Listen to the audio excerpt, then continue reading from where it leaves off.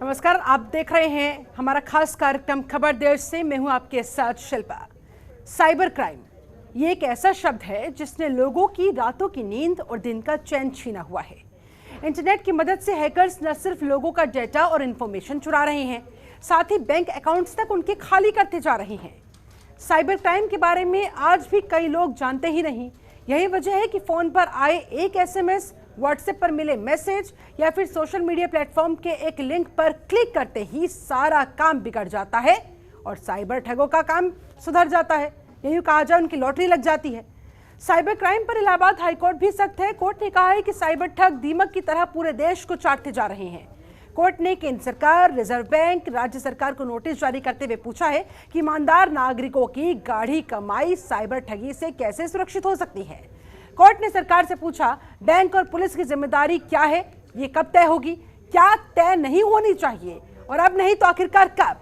आखिर इस साइबर ठगी से शिकार होने से लोगों को कैसे बचाया जा सकता है, आज जानेंगे इसी के बारे में। लेकिन आपको पहले दिखाते हैं ये रिपोर्ट और इस रिपोर्ट के जरिए आप समझिए कि मामला अब कितना गंभीर हो चुका है।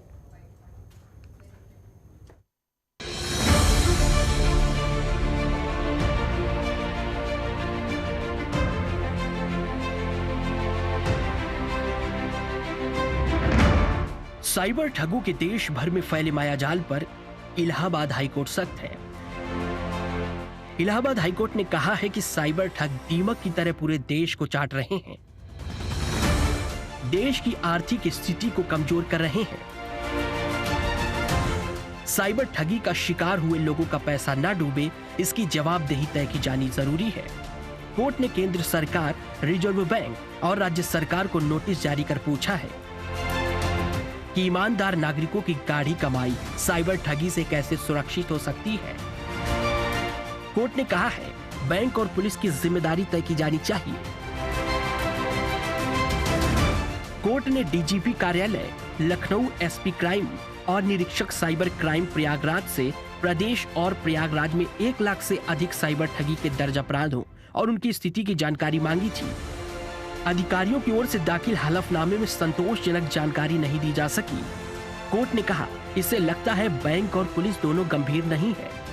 कोर्ट ने कहा, आश्चर्य होता है कि लोगों की जीवन की पूंजी लूट जाती है और उनसे कह दिया जाता है कि ठगी दूर दराज इलाके से हुई है। नक्सल एरिया में पुलिस भी जाने से डरती है, धन वापसी मुश्किल है। लोग भाग्य को दोष देकर बैठ जाते हैं। बैंक और पुलिस की सुस्ती का लाभ साइबर अपराधी उठाते हैं। कोर्ट ने कहा, साइबर ठगी से जज भी सुरक्षित नहीं है, तो आम आदमी के बारे में क्या कहा जाए।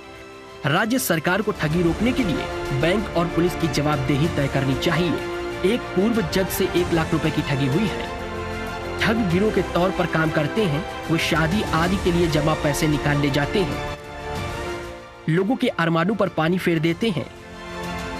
ये आदेश न्यायमूर्ति शेखर कुमार यादव ने नीरज मंडल उर्फ राकेश की अर्जी पर सुनवाई करते हुए दिया है। याचिका की सुनवाई 14 सितंबर को होगी। ब्यूरो रिपोर्ट, जनतंत्र टीवी। और इस मुद्दे पर बात करने के लिए, चर्चा करने के लिए हमारे साथ 2 खास मेहमान जुड़ चुके हैं। मेहमानों का मैं तारुफ आपसे करवा देती हूँ। हमारे साथ साइबर एक्सपर्ट संयोग सेलर जुड़े हुए, बहुत बहुत स्वागत है सर आपका। हमारे साथ बैंकिंग एक्सपर्ट अश्विनी राणा भी मौजूद है, आपका भी बहुत स्वागत करती हूँ सर। संयोग जी, चर्चा की शुरुआत आपके साथ करना चाहूंगी। ये साइबर ठग दीमक की तरह किस तरह धीरे धीरे पूरे देश को चाटते जा रही हैं और इनका क्या समाधान होना चाहिए, इनके खिलाफ किस तरह का एक्शन मैप बनाया जाना चाहिए ताकि इन पर और इनके द्वारा की जा रही ठगी पर लगाम लगाई जा सके।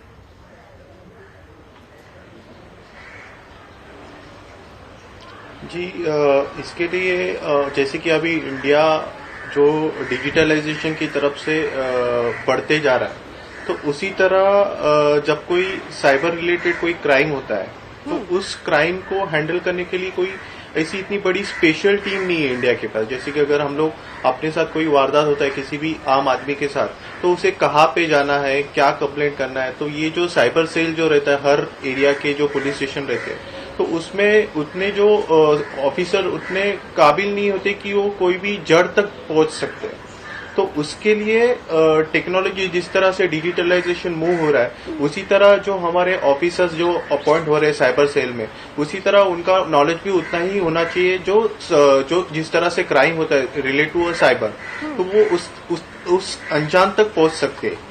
तो इस तरह से पहले अपना जो बेसिक जो स्ट्रक्चर है उसे चेंज करना पड़ेगा, तब जाके हम एग्जैक्ट जो क्राइम करता है, जो पैसा किसी का ठग लेता है, उस तक पहुंच सकते हैं। ठीक है अश्विनी राणा जी, साइबर ठग अब तो मात्र एक क्लिक से, मात्र एक लिंक से लोगों के सारे बैंक अकाउंट्स तक खाली करने में लगे हुए हैं। सोचिए किसी व्यक्ति की जीवन भर की जमा पूंजी जो उसने बैंक में बेहद सेफ सोचकर, सेफ जानकर रखी होगी, कैसे आखिरकार वो जीवित रह पाएगा इतने बड़े झटके की बाद? ऐसे में आपको क्या लगता है कैसे इस तरह के ठगों पर शिकंजा कसा जा सकता है? क्या किया जाना चाहिए बैंकिंग की तरफ से, खासतौर पर बैंक सेक्टर की तरफ से खासतौर पर? हमारे साइबर एक्सपर्ट भी कुछ बात कर रहे थे, वो आपकी बात ठीक है कि हमारे यहाँ साइबर लॉ जो है वो बहुत सक्षम नहीं है, लेकिन जो ठगी साइबर क्राइम के द्वारा बैंकों के अकाउंट्स में होती है उसके लिए बैंकों से ज्यादा हमारे जो ग्राहक हैं वो जिम्मेदार हैं। कारण क्या है कि जब तक ग्राहक अपना पासवर्ड, ओटीपी या किसी भी अनऑथराइज्ड लिंक को क्लिक नहीं करता या अपना ओटीपी शेयर नहीं करता, तब तक कोई भी फ्रॉड होना संभव नहीं है। बिना आपका जो मोबाइल है उसको कंप्रोमाइज किए कोई भी फ्रॉड होना संभव नहीं है। अभी देखिए रिजर्व बैंक ने एक और बहुत अच्छा प्रयास शुरू किया है कि पेमेंट गेटवे जो है, डेबिट कार्ड, क्रेडिट कार्ड, जिसके थ्रू पेमेंट होती है, तो उन्होंने कहा कि जो आपके कार्ड का नंबर रहता है वो पेमेंट गेटवे में पेमेंट करते हुए सेव हो जाता है। तो आरबीआई ने कहा है कि वो अपनी कंपनी सिस्टम चेंज करें कि वो कहीं सेव नहीं होगा। हालांकि वो ऑप्शन रहती है लेकिन ग्राहक को पता ही नहीं है। ग्राहक के पास जो डेबिट कार्ड है उसको वो लॉक कर सकता है, उसकी सीमा तय कर सकता है कि मेरे कार्ड से कोई भी ऑनलाइन पेमेंट इतने से ज्यादा नहीं होगी। लेकिन इसकी जिम्मेवारी बैंकों के साथ साथ ग्राहकों की भी है कि वो अपने जो अकाउंट है, डेबिट कार्ड है, क्रेडिट कार्ड है। अब जब इतनी बड़ी संख्या में इस तरह के साइबर क्राइम के मामले बैंक से संबंधित सामने आने लगे हैं, तो जाहिर तौर पर इनिशिएटिव यहाँ पर पहले बैंकों को लेना होगा कि अपने कस्टमर्स को ज्यादा से ज्यादा जागरूक वो कर सके, उन्हें बता सके कि उन्हें क्या करना है और क्या बिल्कुल नहीं करना है। बिल्कुल, आप बिल्कुल ठीक कह रहे हैं। बैंक उसके लिए प्रयासरत है। मैंने कहा कि पहले क्या होता था कि आपका जो डेबिट कार्ड है कहीं पर भी वो यूज होता था। अब आपका डेबिट कार्ड आपने मोबाइल में उसको अगर ऐप बैंक का डाउनलोड कर रखा है, आपने अपना डेबिट कार्ड लॉक कर दिया, तो आप डेबिट कार्ड किसी को दे दो और पिन नंबर भी बता दो तो वो उसकी ट्रांजैक्शन नहीं कर सकता, क्योंकि वो आपके पास आपके ऐप के थ्रू लॉक है। लेकिन ये जानकारी बैंक समय समय पर अपने ग्राहकों को देते रहते हैं, लेकिन ग्राहक भी कभी लालच की दृष्टि से कोई ऐसा मैसेज आया, उसको तुरंत क्लिक किया और उसके अंदर उस मैसेज के आगे वो ट्रांजैक्शन के लिए वो ठग बोलता है और वो चले जाते हैं, तो उसमें बैंक कुछ नहीं कर सकता। इसलिए बैंकों का निश्चित रूप से ग्राहकों को अवेयरनेस लानी है, लेकिन जब तक ग्राहक अवेयर नहीं होगा, ग्राहक उसके लिए कॉन्शियस नहीं होगा, इसको ठगी को, क्योंकि क्या होता है जो हमारा सिस्टम है जी, जो ठग है, साइबर क्राइम करने वाले हैं, वो एक कदम आगे सोच कर चलते हैं। उसके हिसाब से रिजर्व बैंक और बैंक समय समय पर चीजों में बदलाव करते जा रहे हैं, लेकिन उस बदलाव को जो ग्राहकों को भी समझना होगा और उसको कार्यान्वित करना होगा। अब अगर आप पूछो, आपसे ही पूछता हूँ, क्या आपने अपना डेबिट कार्ड, क्रेडिट कार्ड अपने फोन के ऐप में लॉक किया है? नहीं किया होगा, क्योंकि आपको उसकी जानकारी नहीं है। तो इस तरह की जानकारी आप मीडिया का ये जो कार्यक्रम कर रहे हैं बहुत अच्छा है। इसी के माध्यम से जनता तक ये बात जा रही है कि ग्राहकों को किस तरह की सावधानी की जरूरत है। ठीक है संयोग जी, यानी कि कुल मिलाकर राज्य सरकार कुछ भी कोशिश कर ले, बैंक्स कुछ भी कोशिश कर ले, जब तक कस्टमर सजगता के साथ, समझदारी के साथ एक्शन नहीं लेंगे, तब तक किसी चीज का कोई फायदा नहीं। यानी कि आपको किसी भी लिंक पर, किसी भी एसएमएस पर क्लिक करने से पहले 100 दफा सोचना चाहिए, उसकी ऑथेंटिसिटी के बारे में पता लगाना चाहिए, उसके बाद ही आप क्लिक करें। जी बिल्कुल बिल्कुल सही। जैसे कि कस्टमर्स को काफ़ी सारे ऑफर्स आते हैं, जैसे कि फॉर एग्जांपल मैं काफ़ी सारे एग्जांपल दे सकता हूँ एग्जांपल के तौर के। जैसे कि OLX पे कोई विज्ञापन पेश करता है कि कोई एक बाइक पोस्ट करता है, हाँ। या किस तरह की कार पोस्ट कर देता है, या कोई भी ऐसा इलेक्ट्रॉनिक गैजेट पोस्ट कर देता है, और उसकी जो मूल कीमत जो होती है उस कीमत से वो उसको कम पेश में कर देता है, और उसमें ग्राहक फंस जाता है, और वो उसे मतलब वो सोचता है कि इतने कम दाम में उसको पर्टिकुलर चीज मिल रही है, तो उसे वो तुरंत पैसा ट्रांसफर कर देता है, और उसे उसके हाथ में कुछ आता नहीं है। ये एक ऑनलाइन तरीका हुआ। दूसरा, जैसे कि फॉर एग्जांपल अभी कोई क्या करता है कि एक कोड भेज देता है, जैसे कि QR कोड रहता है, और QR कोड के थ्रू उसे वो बोलता है कि मैं आपको पैसा भेजना चाहता हूँ। तो आप ये कोड क्या करो, आप आपके मोबाइल में जाके स्कैन करो, हाँ। और स्कैन करने के बाद ये आपको अमाउंट कितना चाहिए उतना आप उसमें लिखो और आपका पासवर्ड डालो। हाँ। तो ये जो यूजर रहता है उसे ये समझ में नहीं आता कि वो उसके ही मोबाइल से सामने वाले ठग को वो पैसा ट्रांसफर कर रहा है। तो ऐसे काफी सारे मतलब तरकीबें रहते हैं, जो कम पढ़े लिखे हैं या जो लोग अंग्रेजी की कम समझ रखते हैं वो ज्यादा टारगेट पर, इसका मतलब। जी बिल्कुल बिल्कुल।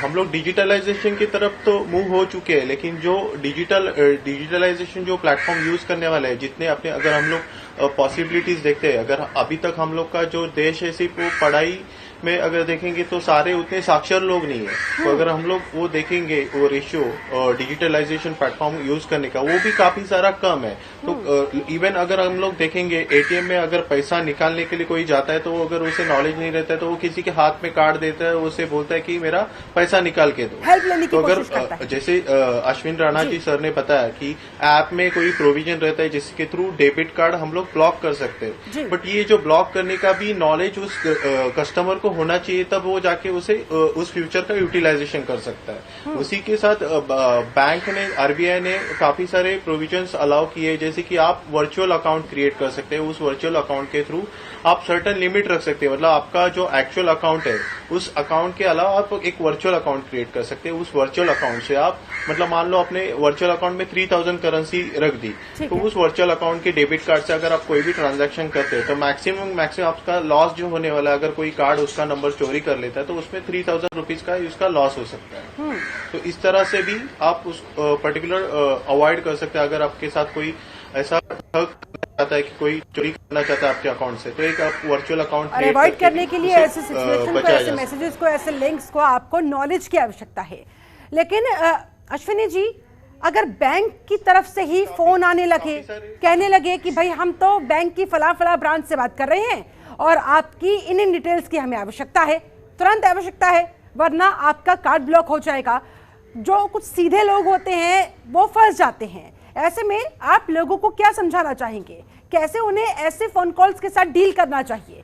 कैसे उन्हें अपने आप को ठगी से बचा लेना चाहिए? तो देखिए, बैंक ऐसा कोई भी फोन डायरेक्ट कस्टमर को करते नहीं है, ना रिजर्व बैंक करता है। और बैंक से अगर कोई फोन आया है और उसको ग्राहक को लगता है कि भाई ये डिटेल तो मैंने ऑलरेडी बैंक में दी हुई है, मान लो KYC पूछता है कि आपका KYC नहीं हुआ, तो बैंक में जाकर और वहां बात करनी चाहिए।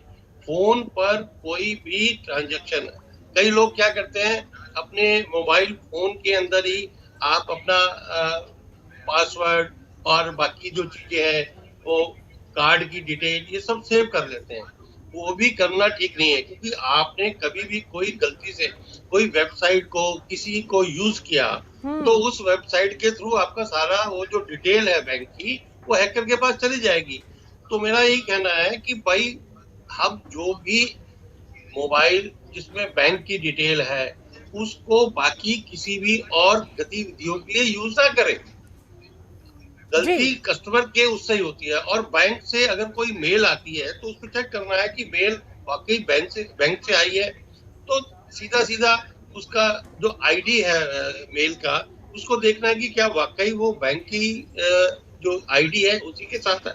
तो इसलिए अवेयरनेस, मतलब बचाव के लिए जो अवेयरनेस है वो ज्यादा जरूरी है। थोड़ा से भी हम अवेयर हुए तो मुझे लगता है कि हम, अब हमारे पास भी बहुत सारे मैसेज आते हैं, लालच वाले मैसेज आते हैं, लेकिन हम उस मैसेज को सीधा डिलीट करते हैं।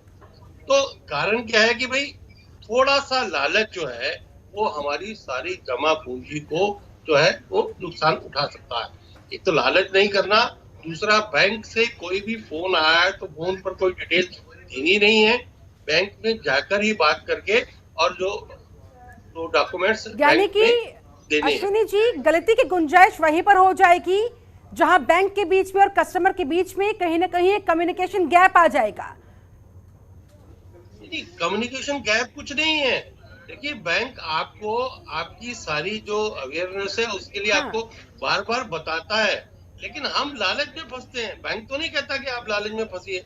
आप किसी, जैसे अभी अपने मित्र बता रहे थे कि भाई कोई हमारे पास मैसेज आता है OLX से खरीदने के लिए, अब उसमें बैंक तो कहीं नहीं इन्वॉल्व हुआ, वो तो सीधा सीधा कस्टमर का कोई परचेज करने के लिए वेबसाइट पर या उसके OLX के द्वारा कोई भी मैसेज आया तो उस मैसेज का बैंक से कोई लिंक नहीं है। और जैसे इन्होंने कहा कि अगर आपने अपना कार्ड को ब्लॉक किया हुआ है या वर्चुअल अकाउंट खोला हुआ है या आपने थोड़े से पैसे अपने पेमेंट वॉलेट में रखे हुए हैं, तो आपको अगर नुकसान होगा भी तो उसका 1000 या 2000 रुपए उसी का होगा, वो भी तब जब आप अपना मोबाइल या अपना जो डिटेल है वो कंप्रोमाइज करोगे, शेयर करोगे। लेकिन अगर आप नहीं करेंगे, लालच में नहीं फंसेंगे, तो आपके साथ कुछ भी हो नहीं सकता। लेकिन कुल मिलाकर अश्विनी जी, बैंक की जिम्मेदारी तो तय होनी चाहिए ना। जिस तरह से कोर्ट ने भी कहा कि बैंक ही क्यों, पुलिस की भी जिम्मेदारी तय होनी चाहिए। इसकी बात तब आएगी जब फ्रॉड हो जाएगा। बिल्कुल, उससे पहले बैंक की जिम्मेवारी, बैंक ने तो आपको अकाउंट खोल के दिया, सही बात। आपने कहा कि मुझे मोबाइल बैंकिंग चाहिए, आप मोबाइल बैंकिंग यूज कर रहे हैं, बिल्कुल, लेकिन मोबाइल बैंकिंग को किस तरह से यूज करना है, उसका पासवर्ड है, उसके ट्रांजेक्शन है, वो तो कस्टमर ही करेगा ना। अब कस्टमर गलती करे और बैंक भुगते, ये तो संभव नहीं है। अगर बैंक की गलती से कोई फ्रॉड हुआ है तो कस्टमर को वो सारा पैसा मिलता है, लेकिन अगर कस्टमर ने अपना कोई पासवर्ड कंप्रोमाइज किया है तो उसकी जिम्मेवारी सीधा सीधा ग्राहक की होगी। लेकिन बैंक की गलती से अगर कुछ हुआ है तो बैंक उस ग्राहक को उस गलती का हर्जाना देगा। चलिए ठीक है संयोग जी, फिलहाल की जो ताजा परिस्थितियां हैं, जो साइबर क्राइम से संबंधित कानून बने हुए हैं, वो क्या कहते हैं, वो किस ओर इशारा करते हैं? क्या वो सफिशिएंट है या उन्हें और ज्यादा मॉडिफाई और ज्यादा सशक्त बनाए जाने की इस समय आवश्यकता है? क्योंकि तेजी के साथ साइबर क्राइम के मामले बढ़ते जा रहे हैं। जैसे जैसे लोग डिजिटलाइजेशन की तरफ बढ़ते जा रहे हैं, वैसे वैसे कहीं ना कहीं ये संभावना और ज्यादा प्रबल होती हुई कि वो कभी भी कहीं भी एक क्लिक की गलती के बाद साइबर ठगी का शिकार हो सकते हैं। कि अभी जो स्टैंडर्डाइजेशन है, जो पॉलिसीज है और जो प्रोसीजर्स है, जो साइबर क्राइम रिलेटेड जो बनाया गया है, जैसे जैसे जिस तरह से जो टेक्निक है, जो तकनीक आती है या जो जिस तरह से फ्रॉड होता है, उस तरह से हमारा जो साइबर लॉ है उस तरह से अमेंड होता जा रहा है। जैसे कि हम लोग पहले देखेंगे कि पहले साइबर एक्ट 2000 था, उसके बाद 2002 आया, फिर 2008 आया। इस तरह से काफी सारे एक्ट जो है वो अमेंडेड हो जाते हैं। जिस तरह से कुछ भी नया प्रोसीजर आता है या नया गाइडलाइंस आता है तो उस तरह से वो अमेंड होते जाते हैं। अगर हम बात करेंगे अभी के जो फिलहाल लॉ रिलेटेड, साइबर रिलेटेड है, वो उतने सक्षम नहीं है। जो अगर कोई लॉ है अभी अपना, वो उतना सक्षम नहीं है।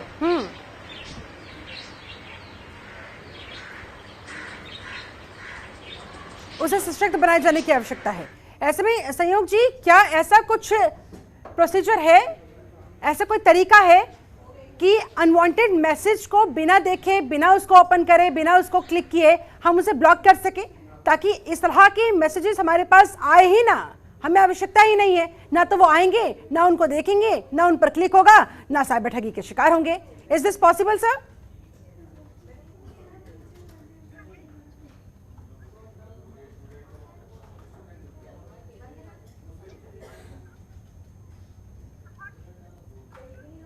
संयोग जी, मेरी आवाज आप तक पहुंच रही है? उसने ऐसा कोई विज्ञापन आपको भेज दिया कि जैसे कि, बोलिए सर, बोलिए प्लीज।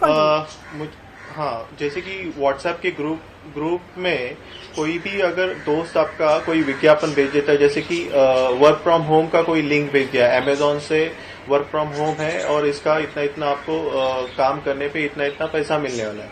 अगर यूजर उस पर्टिकुलर लिंक पे क्लिक करता है, उसकी अपनी सारी डिटेल भर देता है और उस तरह से वो उसका मतलब पर्सनल इन्फॉर्मेशन जैसे कि आधार कार्ड हो, उसका बैंक का खाता हो, जैसे कि वो इस तरह से फॉर्म्स क्रिएट करते हैं कि जैसे कि आपको सैलरी उस अकाउंट में जमा करने वाले। तो इस तरह से यूजर क्या करता है, उसका अकाउंट नंबर भी उसमें डाल देता है, उसका पैन नंबर भी डाल देता है। तो जो उसकी खाते की जैसे कि डेबिट कार्ड नंबर है, ये सारी इन्फॉर्मेशन उसमें फिलअप कर देता है जी। और फिर उस तरह का ठग भी हो सकता है। जैसे कि हम लोग जो जिस ग्रुप में जुड़े हैं, उस ग्रुप में अपने जो सारे दोस्त रहते हैं, वो कोई लिंक भेज सकता है, तो उस लिंक पे हम लोग क्लिक करके पर्टिकुलर साइट पे जाके अपना इन्फॉर्मेशन शेयर कर सकते हैं। तो एसएमएस एक तरीका नहीं है, आपका जितना सोशल मीडिया प्लेटफॉर्म है, उस सोशल मीडिया प्लेटफॉर्म पे भी आपसे पैसा ठग किया जैसे कि कोई फेसबुक का एग्जांपल लेते हैं। फेसबुक पे अगर कोई फेसबुक का अकाउंट हैक कर लेता है, हाँ। और उस पर्टिकुलर अकाउंट से आपके जितने भी सारे दोस्त है, वो सारे दोस्तों को मैसेज कर देता है कि मुझे कुछ पैसों की जरूरत है, आप मुझे तुरंत पैसा इस अकाउंट में भेजो। तो दोस्त क्या सोचेगा, क्या रहा मेरे बिल्कुल हाँ, इस सिनारे में वो दोस्त क्या सोचा कि मेरे दोस्त को जरूरत है और वो उसे पैसा भेज देगा। तो ऐसे काफी सारे सोशल मीडिया प्लेटफॉर्म है जिसके थ्रू भी मैसेज आके कोई अपना पैसा भेज सकता है किसी को। ठीक है, तो ऐसे में लोगों को हर स्तर पर सतर्क रहना होगा। सोशल मीडिया प्लेटफॉर्म्स आप लोग इस्तेमाल तो कर रहे हैं, लेकिन कम से कम अपने आंख नाक कान खोलकर आप लोगों को रखने होंगे ताकि कहीं भी कोई भी गलती की गुंजाइश बाकी ना रह जाए। अश्विनी राणा जी, जाते जाते आपका फाइनल कमेंट चाहूंगी, क्या कहना चाहेंगे आप तमाम कस्टमर्स को, खासतौर पर बैंकिंग सेक्टर से जिन लोगों का लेन देन कुछ ज्यादा ही होता है, ऐसे में किन किन चीजों को उनको ध्यान रखना होगा, कैसे वो साइबर ठगी से अपने आप को बचा कर रख सकते हैं? बार बार हम कहते हैं कि भाई ग्राहक जागरूक रहे, सतर्क रहे, तो उसके साथ कुछ भी गड़बड़ी नहीं हो सकती। अपना कोई भी पासवर्ड शेयर नहीं करे, अपनी डिटेल, बैंक की डिटेल, जो मोबाइल है उसमें कोई भी जो अनऑथराइज्ड वेबसाइट या किसी के ऊपर वो क्लिक नहीं करे, कोई यूज नहीं करे। अगर वो कॉम्प्रोमाइज नहीं करता, वो सुरक्षित है। फिर भी अगर उसके साथ कुछ गड़बड़ होती है तो तुरंत उसको जाकर बैंक को और पुलिस को उसका इन्फॉर्म करना चाहिए ताकि उसके ऊपर कार्रवाई की जा सके। चले, बहुत बहुत शुक्रिया आप दोनों ही खास मेहमानों का मेरे साथ इस चर्चा में जुड़ने के लिए, इन तमाम सवालों के जवाब देने के लिए। मुझे उम्मीद है जो टिप्स, जो तरीके आज दोनों खास मेहमानों ने बताए हैं, आप उन्हें जरूर फॉलो करेंगे और इस तरह से हर किस्म के साइबर ठगी के मामलों से अपने आप को, अपने आसपास के अपने परिजनों को बचा कर रख सकेंगे। सतर्कता और सजगता, जागरूकता, इन तीनों की बहुत ज्यादा आवश्यकता है अगर आपको साइबर क्राइम की ठगी से अपने आप को बचा कर रखना है। चलिए, इसके साथ मेरे साथ इस खास पेशकश में फिलहाल बस इतना ही। जुड़ने के लिए आप सभी का बहुत बहुत शुक्रिया। अपने रहे जनतंत्र टीवी के साथ। नमस्कार। खबरों के निष्पक्ष विश्लेषण के लिए सब्सक्राइब करें Jantantra TV and press the bell icon. Never miss any update.